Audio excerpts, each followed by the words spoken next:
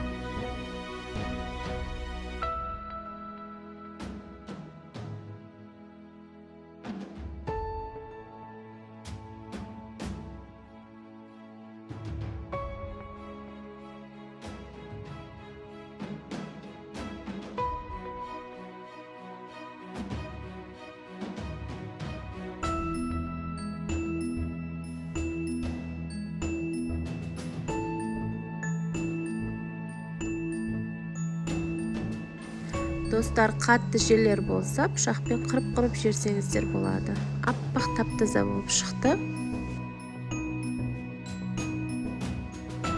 Мен осылай қолмен ақ барлығын тазалап шықтым.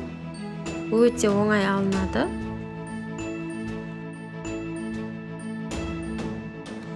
Достар, міне біздің қарнымыз тап-таза болды. Осылай өте аппақ етіп тазаладым. Дәл осы тәсілмен тазалайтын болсаңыздар, өте әдемі тап-таза қарын шығады.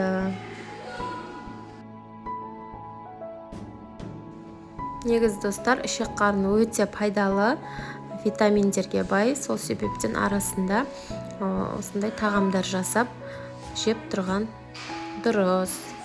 Достар, мен бұл ішек қарнынан ертең бұқтырма жасап көрсететін боламын. Өте дәмді шығады.